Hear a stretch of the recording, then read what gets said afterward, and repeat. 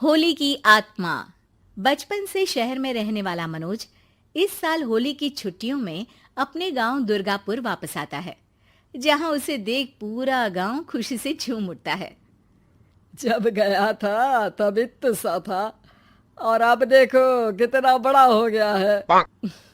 हाँ सरपंच जी, जब मैं गया था तब आप भी बहुत जवान थे और अब देखो कितने बूढ़े हो गए हैं आप। चलो चलो बढ़िया है। बच्चा घर वापस आ गया। इसी खुशी में आज रात पार्टी होगी। क्या बात है, गांव में भी पार्टियां होने लगी। वैसे अगर पार्टी की बात है तो आज क्यों सीधा होली पार्टी करते हैं। होली पार्टी की बात सुन चहल पहल में अचानक सन्नाटा छा जाता है, जिसे देख मनोज को कुछ अजीब लगता है। लेकिन तभी सरपंच बात पलट देता है। अब बहुत देर हो गई, चलो सब अपने घर चलो, पार्टी के बारे में कल सोचेंगे। मनोज भी मम्मी पापा के साथ घर आ जाता है, पर होली पार्टी और उस पर पूरे गांव की खामोशी वाली बात अभी तक उसके जहन से निकलती नहीं। पापा, होली पार्टी की बात पर सब चुप क्यों हो गए थे? अरे होगी उनकी कोई अपनी बात। मुझे गांव की पंचायत ही थोड़ी पता है।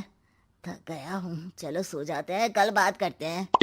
पापा की बात मानते हुए मनोज भी सोने चला जाता है।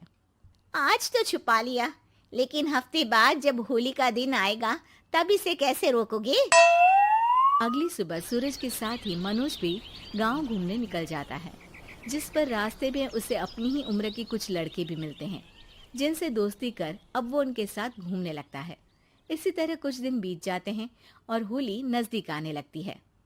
दोस्तों, होली में 4 दिन ही बचे हैं, पर गांव में उसकी कोई तैयारियां क्यों नहीं दिख रही? क्योंकि यहाँ होली नहीं मनाई जाती। अरे पर ऐसा क्यों? वो राजा भूषण। अरे तुम 4 दिन के लिए आए हो, क्या इतना सोच रहे हो? चलो कुछ खाने चलते हैं। इसी के साथ एक बार फिर होली की बात को टलते हुए देख मनोज को शक होने लगता है। वो घर पहुंचते ही इंटरनेट पर अपने गांव और राजा भूषण के बारे में जानकारी निकालने लगता है। क्या? मुझे आज तक ये नहीं पता था। ऐसा कैसे? किसी ने मुझे कुछ बताया क्यों नहीं? सारी जानकारी लेने के बाद मनोज गांव वालों या अपने मम्मी पापा से कुछ पूछे बिना खुद ही उसकी सच्चाई के बारे में छानबीन करने लगता है, जिसके चलते वो राजा भूषण की हवेली में पहुंचता है। वाह, क्या हवेली है यार। पर क्या यहाँ सच में कोई भूत है? हेलो भूत जी, कोई है क्या? हम इस साल गांव में होली सेलिब्रेट कर रहे हैं, क्या आप उस पर थोड़ा इंटरव्यू देंगे? मनोज के ऐसा बोलते ही गांव में तूफान उठ जाता है और हवेली में रखी सारी चीजें हिलने लगती है। एक अदृश्य शक्ति मनोज को धक्का देकर हवेली से बाहर निकाल दरवाजा बंद कर लेती है। ये सब देख मनोज हैरान रह जाता है। क्या अभी मुझे हवा ने धक्का देकर बाहर निकाल दिया?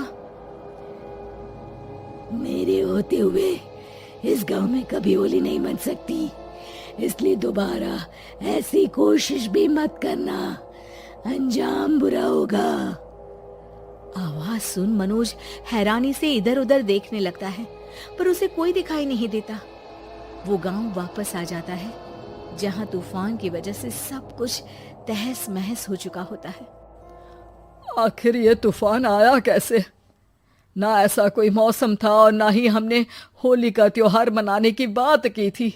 सरपंच की बात पर कोई रिएक्शन दिए बिना मनोज चुपचाप अपने घर चला जाता है। इस तरह देखते ही देखते होली का दिन भी आ जाता है और मनोज रंग लेकर गांव में निकल जाता है, लेकिन गांव पूरी तरह खाली होता है। अरे त्योहार का दिन है, धूमधाम की जगह मातम क्यों मनाया हुआ है? मनोज की आवाज सुन सब अपने घर की खिड़कियां खोल के घर के अंदर से ही उसे वापस जाने के लिए कहने लगते हैं, पर वो किसी की नहीं सुनता। तुझे पहले भी समझाया था, अगर होली खेलने की कोशिश भी की तो अच्छा नहीं होगा। अरे बात मान लो बेटा, तुम्हें सच नहीं पता। मुझे सब पता है। सालों पहले इस राजा ने एक अंधविश्वास फैलाया और आप लोग आज तक उसे मानते आ रहे हो। अरे बेटा, जब तुम पैदा भी नहीं हुए थे उससे भी बहुत पहले से इस गांव पर होली का श्राप है। अगर गांव में होली का त्योहार मनाया जाता है तो प्रलय आना पक्की बात होती है। राजा भूषण इस सब में नहीं मानते थे और त्योहार मनाने लगे, जिसके चलते होली वाले ही दिन पहले उनके बेटे की और फिर उनकी मृत्यु हो गई। तभी से गांव की रक्षा के लिए उनकी आत्मा उस हवेली में रह रही है। सबकी बातें सुन मनोज उलझन में पड़ जाता है। सोचना भी मत मनोज, अगर तुमने इस परंपरा को तोड़ने की कोशिश भी की तो उसका परिणाम इस गांव और गांव के लोगों के लिए अच्छा नहीं होगा। मुझे भी यकीन नहीं हो रहा कि आप लोग एक बेतुकी बात को मानकर सालों से रंगों के त्योहार को मातम की तरह मनाते आ रहे हो। मनोज किसी की कोई बात ना मानते हुए पूरे गांव में रंग बिखेर देता है, जिसके तुरंत बाद वहां तूफान के साथ बिजलियां गरजने लगती है। अचानक मौसम में ऐसा बदलाव देख जहां मनोज कंफ्यूजन में आ जाता है, वहीं गांव वाले डर से सहम जाते हैं।